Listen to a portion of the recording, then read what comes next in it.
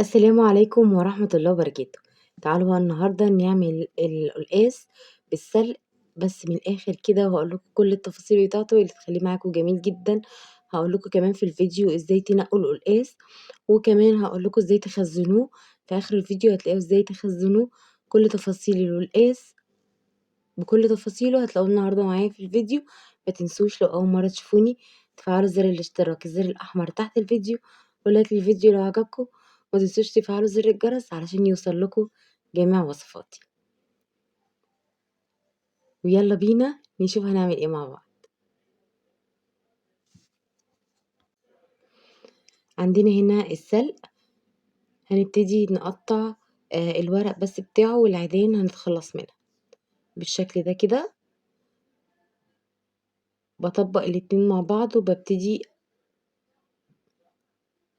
زي ما انتوا شايفين بطبقهم كده على بعضيهم، وببتدي اشيل العود دوت لحد الآخر.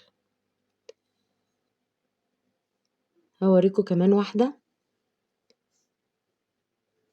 النهارده باعمل أكلات من أكلات البيت العادية خالص، ما عملتش أي حاجة فيها افتكاسات، علشان خاطر بنوتة قالت لي إن هي عروسة جديدة وعايزة تتعلم إن هي تعمل أكل في البيت. فالنهارده هاقول لكم كل حاجة بكل التفاصيل. زي ما انتم شايفين كده بنقطع الورق بس، والباقي بنتخلص منه، هو اللي احنا عايزينه الورق. هابتدي أخلص كل الكمية بتاعتي بالشكل دوت، ونخش بقى إزاي ننقي القلقاس. عشان ننقي القلقاس لازم يا إما نشتري واحدة بس مثلًا كيلو، أو واحدة بس حجم واحد، يا إما نشتري الأحجام بتاعتنا كلها تكون قد بعض. ليه؟ علشان تبتدي تستوي كلها مع بعضيها، ما تبقاش واحدة تستوي قبل التانية. فنحاول على قد ما نقدر لمّا نشتري كمية نشتري يكونوا كلهم في مقاس بعض، أو كلهم قد بعض على قد ما نقدر.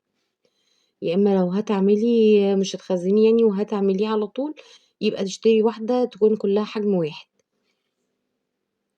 ولو هتشتروا كمية زي ما أنا قُلت لكم تحاولوا على قد ما تقدروا تشتروا الأحجام بتاعتها كلّها. طبعًا أنا قبل ما أقشّره كنت غاسلاه كويس جدًا من برّه، وبعد كده ب بانشّفه بالشكل ده بعد ما باقشّره. وبعد كده هنبتدي نقطّعه. هاقطّعه الأول حلقات، وبعد كده هنبتدي نقطّعه مكعبات بالشكل ده.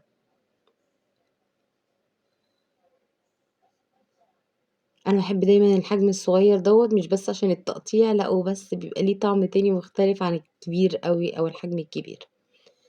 بابتدي بقى أقطّع المكعبات بتاعتي، وبرضك تحاولوا إن يكون التخانة بتاعته تكون كلّها في سِوَا بعض عشان ما يتهريش منِّك بالشكل ده كده. هابتدي أقطّع برضك واحدة كمان وأورّيها لكم، وهاقطّع الكمية كلّها وهاقول لكم بعد كده هنعمل إيه. بالشكل زي ما أنتم شايفين كده على قد ما نقدر بنقطّع مكعبات في سِوَا واحد.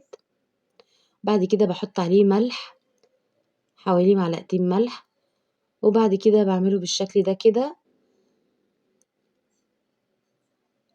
وباحط عليه مَيّة سخنة بتغلي، وباسيبه منقوع حوالي ساعتين. وبعد الساعتين باصفّي المَيّة واشطفه كويس جدًا تحت الحنفية،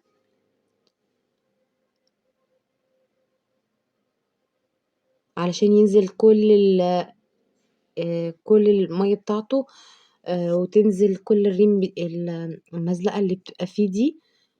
فهنغسله تحت الحنفية، بعد كده نشطفه ونغسله تحت الحنفية كويس، وباحطه في فوطة بالشكل ده، وبابتدي أنشّفه كويس جدًا. نيجي بقى نعمل السلقة، هاحط معلقة من الزبدة، وهاحط حوالي من 7 ل8 فصوص توم.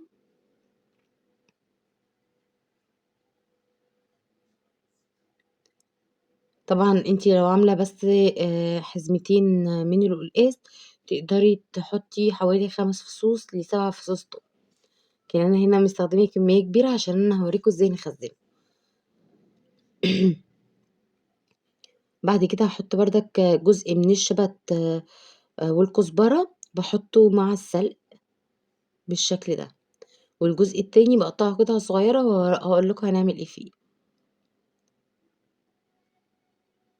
طبعًا مهما كانت الكمية كبيرة، لكن في الآخر هتلاقيها بعد كده عملت كمية صغيرة جدًا. هابتدي أقلّبه كده زي ما أنتم شايفين، آآ كل ما بتفضل على النار كل ما بتلاقي حجمه بيقل بالشكل ده، من وقت للتاني لازم تقعدي تقلّبيه كده من تحت لفوق لحد أمّا نوصل للشكل ده كده، تحسّي إن هو بقى في قرمشة كده، بيخرفش زي ما بيقولوا بالشكل ده.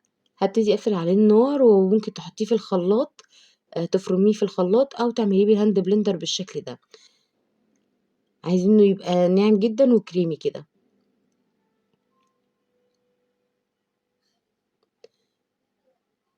بالشكل ده كده،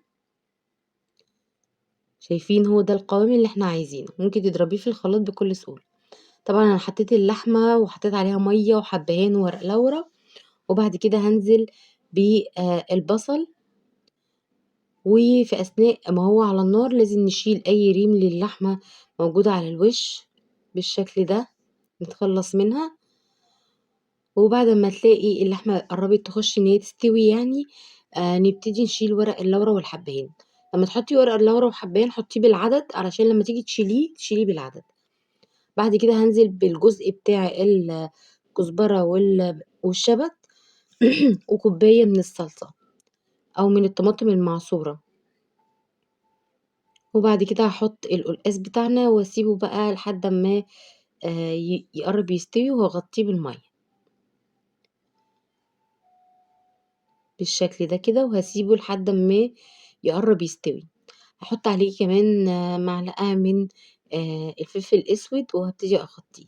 آخر حاجة خالص بنحط الملح. هنا بقى ابتدى قرّب يستوي أهو بالشكل ده، هابتدي أحط السلق اللي إحنا عملناه،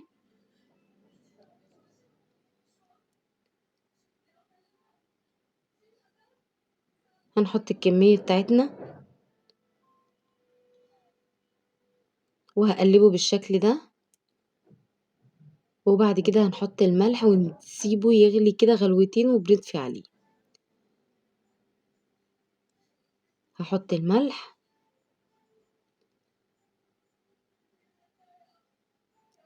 وخلاص كده خلّصناه.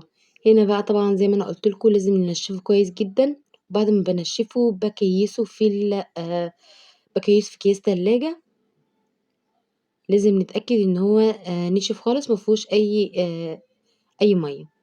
بعد ما بينشف خالص باكيّسه بالشكل ده، وكمان السلق اللي إحنا عملناه باكيّسه بالشكل ده وباحطه جوّه الكيس بتاع القلقاس، علشان تبقى الأكلة دي كلّها كده على بعضيها، وباحطه كده بالشكل ده في التلاجة. وكده ده تخزين القلقاس، وكده يبقى خزّنا القلقاس وبيقعد معاكِ كتير جدًا محفوظ في الفريزر، وقت أمّا تعوزيه بتطلّعيه وتعمليه وجوّاه كمان كيس السلق. يا رب الفيديو يكون عجبكم، ما تنسوش لو الفيديو عجبكم شير كتير عشان تفيدوا بيّا ناس كتير، ولايك للفيديو لو عجبكم، ما تنسوش تفعلوا زر الجرس علشان يوصل لكم جميع وصفاتي، واشوفكم دايمًا على خير، والسلام عليكم ورحمة الله وبركاته.